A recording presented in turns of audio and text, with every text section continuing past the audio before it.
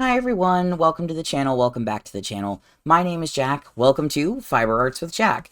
This is the part 2 video of an ongoing series that I decided to do, called Crochet for Absolute Beginners. There was a need for some very basic, here's the actual broken down explanation of what you need in your kit, how tension works, etc, etc. So I decided to make this a series. I will put the previous video around here-ish somewhere in the little box that should pop up right about now.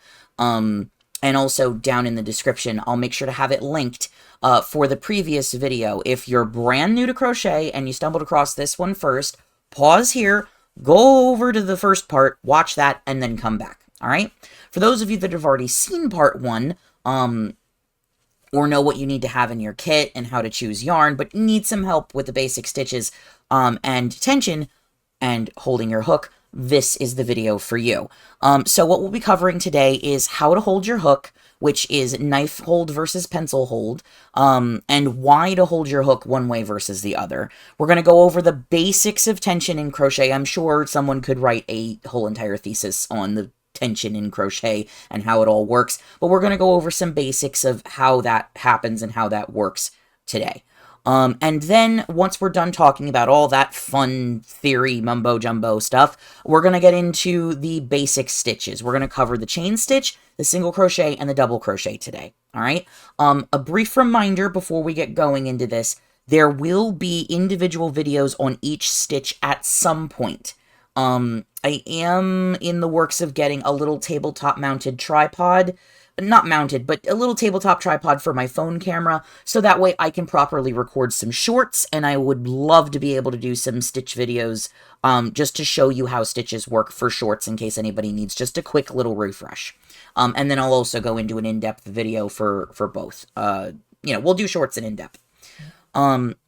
Another thing that I do want to do at some point during this series is I would love to do some basic beginner project videos once we get the basic stitches down. But we'll get to that. No need to rush. All right. So let's get into how to hold your hook. All right. I'm going to be grabbing a rather large hook so you can see this up close. So we'll get into the bag here. And I'm going to grab... We'll grab the ergonomic just to be safe, but I am going to grab a size 10 millimeter. This is a N size 15, 10 millimeter size hook. All right, I'm going to use one of these today, just so everybody can see the details of what I'm talking about. So we're going to put that aside for a second. There are two primary ways to hold your hook. You have the knife hold, which looks like this, where you hold it like you would a knife if you were trying to somebody. And then you have pencil hold, which is exactly what it sounds like. Just like you would hold a pencil, you put your thumb here and you crochet like that. Now, before I get more in depth into this, I want to stress there is no one true way to hold your bloody hook. If you prefer a knife hold, because that's how it feels comfortable in your hand, that's fine. If you prefer a pencil hold because that's what's comfortable for you and you like the speed that you get from a pencil hold, absolutely fine. There is no one true way to hold your hook. Anybody who says that is full of balagna, and just ignore them, okay? I'm going to go over some differences between the two holds to maybe help you decide which hold is best for you, but in the end, it is all down to what feels the most comfortable for you in your hand and when you're crocheting. So I personally prefer pencil hold. This is what I've been doing since I was 6. I prefer pencil hold because when I'm in knife hold, I have no control over my stitches. Like it does not work for me, but that is my personal comfort. All right. Some may find that an ergonomic hook in knife hold is more comfortable for them.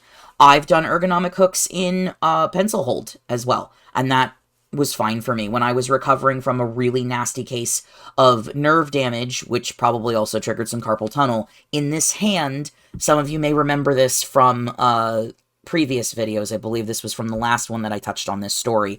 When I did archaeological field school in college, I was using this as my brace arm, digging in the pits, using a trowel, in knife hold like this for a month straight. And when I got done, my left hand, which is my yarn hand, looked like this. I had a hard time, you know, getting my fingers to relax and go back to normal. It turns out I had nerve damage in my median and ulnar nerves, which are ulnar's down here and the median's up here, and I guarantee you there was some carpal tunnel. Now, obviously, I'm not using my left hand to hold my hook, but the left hand hold is a very important hand when you're doing this. You know, your non-dominant hand is extremely important when doing this, because this controls your tension in your yarn, which we'll get to that in a minute. But using an ergonomic hook and taking it slow, and I think I might have, I don't remember if I wound up actually switching to knife hold for a little bit during that time, because both my hands were sore, but this one really, really hurt. But forcing myself to be able to crochet a little bit every day helped save my hand from being a claw for a long time, and basically was physical therapy to get my hand back to normal. Now, we're gonna talk about, so I have heard that technically pencil hold is better for your hands than knife hold, as I go dropping my hook. However, I did look it up online. There's mixed ideas in the crochet community. Some say that knife hold can cause you to grasp your hook too tight, which I do notice a difference. When I'm holding it in pencil hold, it flows through my hands really easily. I don't have to worry about it. My speed is better. If you're crocheting for speed, I would highly recommend pencil hold. However, when I switch to knife hold, I know that I personally have a hard time controlling, not controlling, but like getting my stitches to flow properly, at least to the speed that I'm used to. And that might just be because I'm used to doing pencil hold versus knife hold. However, I do have a tendency to grasp my hook a little too tight when I am in knife hold, and you don't want that, because grasping your hook too tightly in any position can cause damage to your hands and your wrist and your fingers. You know, some say switching from pencil hold to knife hold, or vice versa, fixed their carpal tunnel issues or wrist issues. A good consensus on that is that, well, just like in yoga where you need to counter stretch what you just stretched, it's doing it in a different position. Of course, it's going to feel better. Take this conversation about, oh, knife hold is better, oh, pencil hold is better. Take this with a grain of salt. Just the bottom line is, use whichever hold works best for you. And the biggest thing to remember is, please stretch your hands.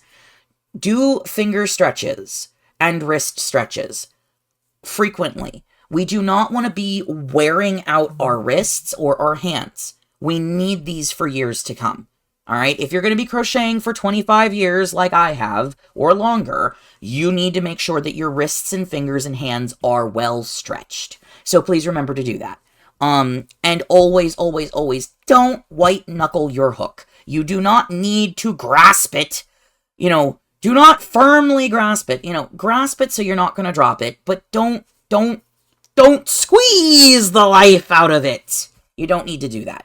You know, this is not Sir John, or Prince John, I should say, choking the life out of Sir Hiss in Disney's Robin Hood. You don't need to do that. It just grasp it, you know, as the old song says, hold on loosely, but don't let go. Do not squeeze. Just hold it gently in your hand. So it's not going to fly if you do this, or this. You know, it's not going to fling out of your hands, but don't strangulate it. Okay? That's all we got to say on that. Alright, now, let's get into some basic tension in crochet. I'm gonna probably combine this a little bit with some of the basic stitches. You know, so how I like to hold my yarn, is I will have, you know, obviously pencil hold. What I like to do, especially when I'm starting, is when you start with a slip knot here, you're always going to have an itty-bitty tail here on the end. Itty-bitty. Not really itty-bitty, but you're going to have a tail. And what you want to do, what I like to do anyways, to keep control of this tail when I start chaining up, is I pinch the tail between my pinky and ring finger on my hook hand. I always hold it here, so that way I can control this, keep it a little snug. We're not strangulating it. We're not trying to pull it into two different directions. We're just trying to hold on to it so it doesn't go flying off when we start to crochet, all right? Then from there, what I like to do is I just grab my yarn and hold it between my two fingers here, and then let it run down through my hand so I can hold it like this, and then I wrap it around the top of my finger like so as I go to yarn over. And then I will pinch this here, all right? You see how I'm controlling my tension as I do a chain stitch, okay? We're not pulling it so tight that we can't move the hook. We're not having it hang so loose that everything's going to fall apart. You know, we don't want to do that. And I would have examples of what too loose and too tight crochet look like. But unfortunately, I've been crocheting for so long, I don't know if I can actually do that. So now that we've talked about tension a little bit, what I do want to go over is what'll happen if your tension is too tight or too loose. All right. If your tension is too tight, then it's going to be, all of your stitches are going to be smashed together. It's going to be really hard to get your hook in between the spaces of the stitches, let alone into the next stitch area. You don't want things too tight. If it's too tight when you're chaining, you're not going to be able to get that hook in there. I mean, that's a problem when your tension is way too tight. You know,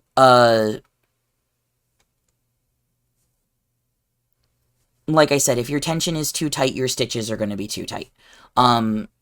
This might make it impossible to continue crocheting because you can't get your hook in between those, you know, using my hand as an example, but you can't force your hook in between the pieces of the stitch. So if these are our two loops up top and you can't, you know, and you have your post here and you can't get the hook in there unless you shove it in real hard, like it's not going to be a fun day for anybody. And then that could lead to extra tension on your hook hand, and that could cause pain and problems later.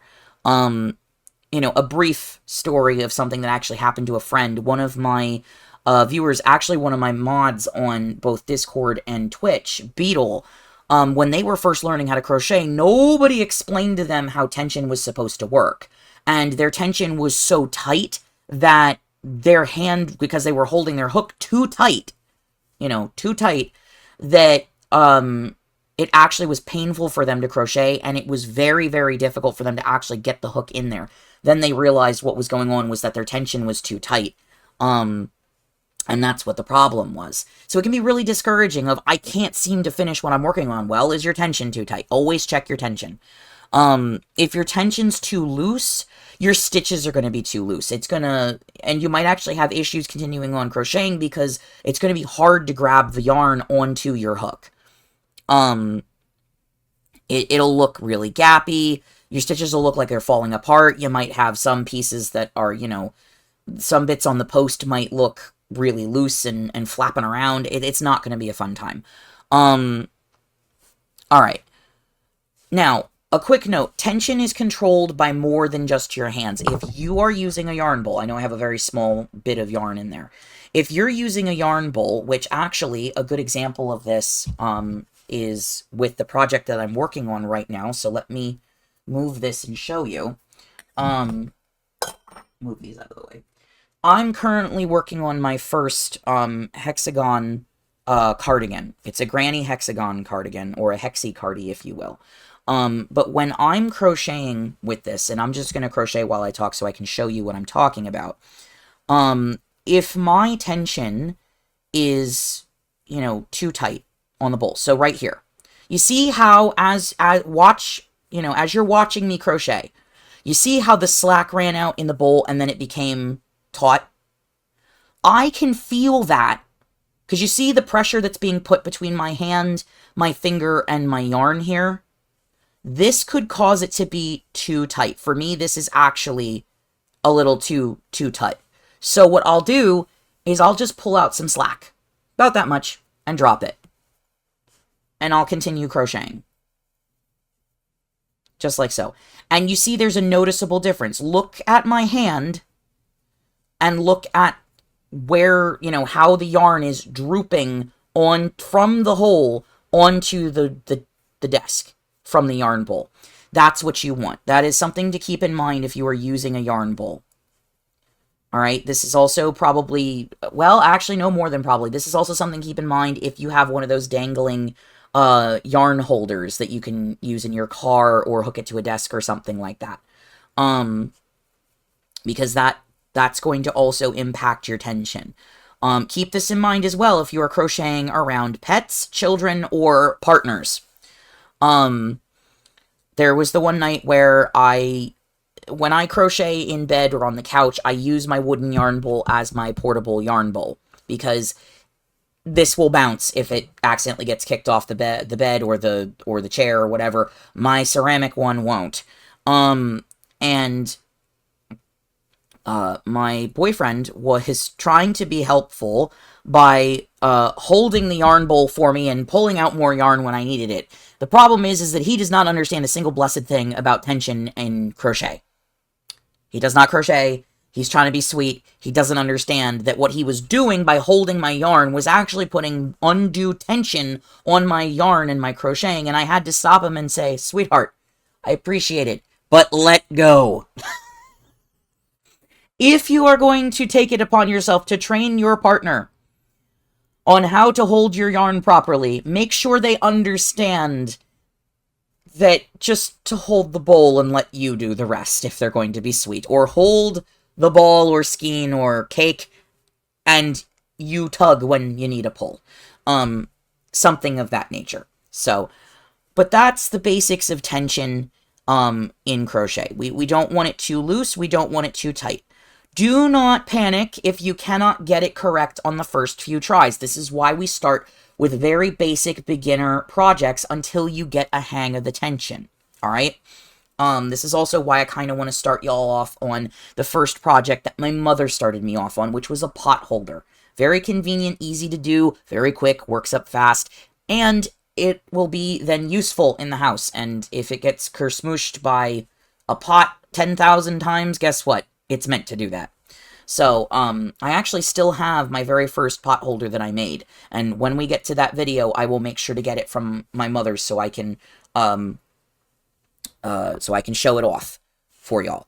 But that is a good example of tension with a yarn bowl.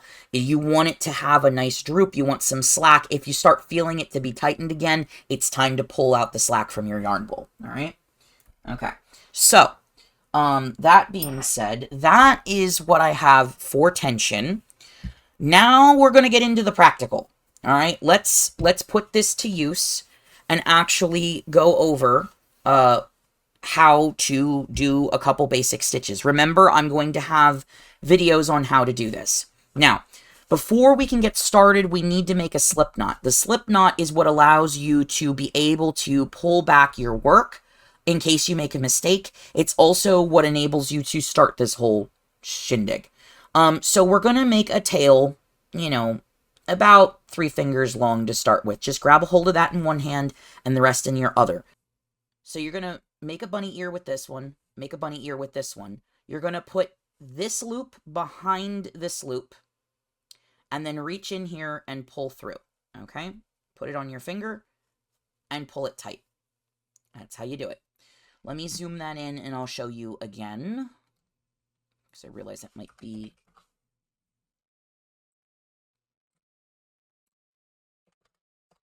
All right, that should be better.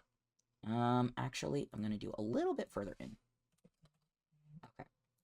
Zoom it in nice and tight. All right, so make the first loop, make the second loop. Put the second loop behind the first loop, like so. All right, we're going to reach in, pull up the loop, take our thumb and pull down, and pull with this one. So it tightens up on our finger, and that is a slip knot. And if you need to ever undo the slip knot, you let go, boink. All right? So we're gonna give ourselves a tail and make a slip knot. It doesn't need to be a humongous long tail. A lot of people say 3 to 4 inches is totally fine. All right. Then we're going to grab our hook. Today, because I'm using leftovers scrap yarn from my last baby blanket I did, this is Lion Brand Mandala Baby, and this is a DK yarn, and we're going to use the hook size that's recommended on the package, which is on the label, which is a H size H8 5mm hook. Okay. All right, we're going to tighten this up. Now, we're going to do a chain stitch to start with. We're going to chain, we're going to single crochet, and we're going to double crochet. I'm going to show you these very quickly because I realize this video is getting a little longer. To chain, all we're going to do is you're going to pick up your yarn in your non-dominant hand. So in this case, I'm a righty, so I will be crocheting right-handed. So in my left hand, I'm going to pick up my yarn. I'm going to put a loop over the top. Because we're just starting, I'm going to pinch it here. Remember, you don't want it too tight or too loose, but you want it to be snug. And we're going to pull through that initial loop that's on the crochet hook. All right, everybody see that? We're going to do this again. Loop, yarn over, pull through. That's all you do for a chain stitch. All right, we're going to do this several times. Yarn over, pull through. Yarn over, pull through. Yarn over, pull through. For our little sample, I think I'm going to chain up about 10 or so. And your first loop here always counts. 1, 2, 3, 4, 5. Okay? Yarn over, pull through. Yarn over, pull through. Yarn over, pull through. And how you count is you count the V's. I know it's a little bit difficult to see with this so zoomed in and everything, but so you would go, this V counts as one stitch, this next V counts as another, so on and so forth. So 1, 2, 3, 4, 5, 6, 7, 8. 2 more to go. Yarn over, pull through, yarn over, pull through. Now, because we're going to start with single crochet, you always want to leave yourself an extra chain stitch. So the project calls for 10 chains. You will chain up 1 extra. All right, so we're going to chain 11. Okay, and you'll see why in just a second. Now, it can be a little bit tricky starting out with trying to get your stitches on the chain. All right, I'm going to zoom out just a smidgen so this is a little easier to see because I realize the camera is doing its thing a little bit. All right, for the single crochet, we are going to turn this a little bit so you can kind of see. But do you see how you have 2 loops here? And this is where we would say you're going to start from the second chain from the hook because we're going to skip this one here. And we're going to go into this guy. All right? We do not want to go into the back loop here. We want to go from the side and pick up both of these loops here. And it's totally fine if you have to put them both on your hook individually. That is okay. All right? I'm going to go in through the front, get the first loop and the second loop so they are on the hook. Do you see how they are on the hook? All right. Then we're going to yarn over, pull through the stitch to pull up a loop. You now have 2 loops on your hook. You're going to yarn over again, and you're going to pull through both loops. All right? That is your single crochet. Okay? From here, we're just going to do that across. So we're going to do that again. All right? So we're going to get into both. Come on now. There we go. We're going to go back into both loops. And I know my big fingers are kind of in the way here, but that's all right. All right. We're going to go into both loops, yarn over, draw up a loop, yarn over, pull through both loops. All right. Once again, we're going to go through both loops of the chain. Yeah, come on. And of course, it's trying to be difficult because I'm just starting a new project with a chain. This is okay. It is going to be finicky. Do not panic. It's fine. All right? We're going to keep going all the way across, and then I'm going to show you this one more time once we get this all the way down to here. Then I will show you how to turn, and I'm going to do one more row of single crochet so it's a little easier for you to see. All right? So we're going to do this one more time together, and then we're going to be right back once I get done crocheting this bit. All right? So we're going to, oops, not that way. Through both loops. Come on now.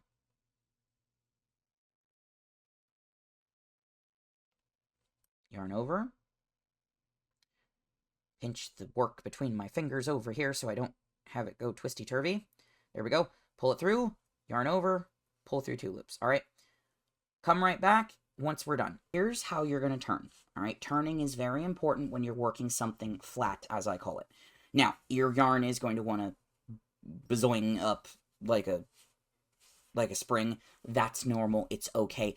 Once it starts getting to be bigger and there's more weight on it, it'll start to ease out a little bit. But it's always going to have a little bit of a curl, which is totally fine. All right, now that we have some substance to work with, what we're going to do is each stitch has a different chain that goes with it. Single crochet is a single chain. Half double crochet is usually 2 chains. Double crochet, some people like to do 2 chains for double crochet. I've found better success with doing 3, so I'm going to teach y'all to do 3 chains with double crochet. There are going to be some projects where you're going to want to do 2. You'll understand when you start crocheting a little bit more. So in order to turn this, because we're still doing single crochet, we are going to chain 1. All right, chain 1, and we're going to turn the entire thing. All right. Now, we're still going to hold on to this tail because there's not a whole heck of a lot else to hold on to. All right.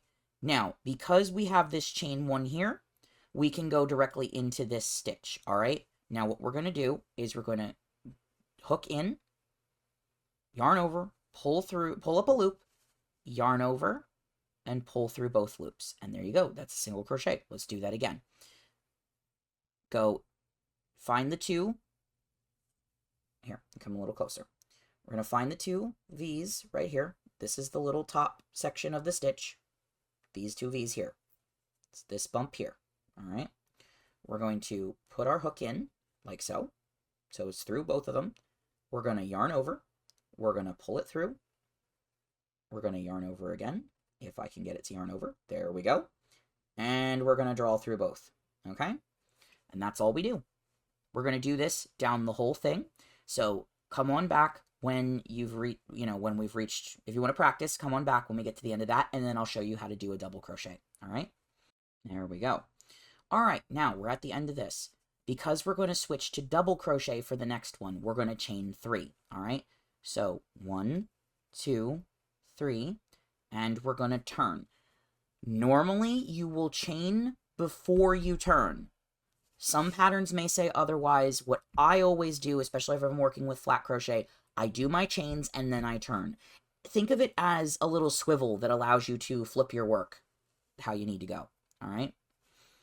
Now, for a double crochet, how we do a double crochet is yarn over before you stick your hook in the stitch. All right. So we're going to yarn over, come down, put our hook into the stitch.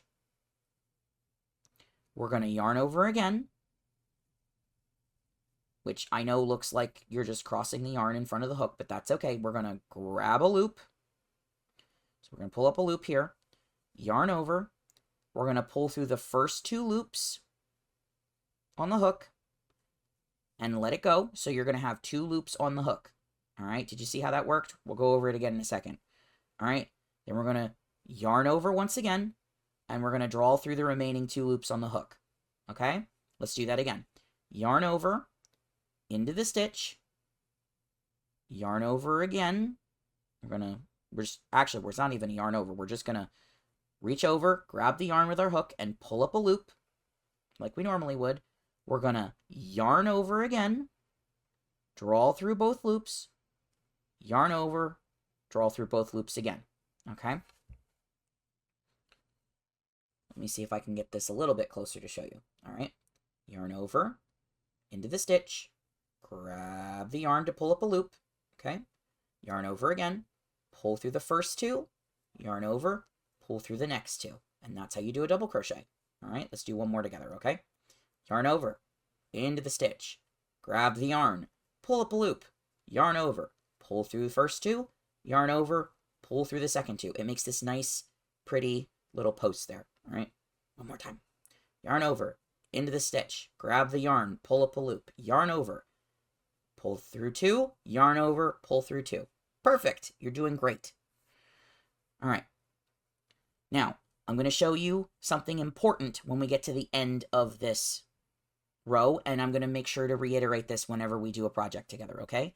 So come on back when we get to the end of this. Now that we've gotten to the end of this, you just want to make sure you get that last stitch in there. If there's no chain over here, you're not going to put anything over here, all right? We don't want it uneven, all right? And then because we need to turn again, we're going to chain 3, do our turn, all right? A lot of the times the chain 3 counts as the first stitch. So we're going to put it here. But we'll get more into that later, okay? And that's how you do a single crochet and a double crochet and how you turn your work appropriately, okay? We'll get more involved with this as we go on. And you'll understand what I'm talking about when we get to the first project video. A brief reminder, and something important, there is a big difference on where you stick your stitches. This is going to be easier to show you in a double crochet, all right? So you know how when we double crochet, we stick the hook through both, let me just show you without the yarn in the way, both this loop and this loop, we just go in through the side here. There is something that you don't need to worry about right now called back loop only, which is when you stick your hook only in this back loop here. So when it's facing you, you have your front loop and your back loop. There is even front loop only. You'll really only need those for specific projects. A good example of back loop only for single crochet or double crochet is when you need to make ribbing, which is like the little wrist collar or cuff. There we go. The cuff pieces for a sweater. All right. Don't worry about it right now. We'll get to that later. Okay. I'm proud of you for trying this today. I know that this can be scary. Watch this video as many times as you need. I will make sure that there's chapters in here so you can see exactly where's what, all right? If you need to review and replay and pause and try it again, go for it. If you have any questions or any concerns or anything like that, leave me a comment, drop me a line, and I'll answer them as soon as I can, all right? And then when I'm able to, I will make short videos, little YouTube shorts for each stitch, just a quick little refresher video, okay? But I have to get the right equipment first. Thank you for joining me today. This is all I had planned for this video. Tune in next time where we're going to get started working on the first project, which is going to be the first crochet along, all right? And we're going to make a pot holder together. It's going to be great. I promise you're going to love it. So thank you for tuning into Fiber Arts with Jack. Everybody, please have a safe and wonderful day, and I will see you in the next one.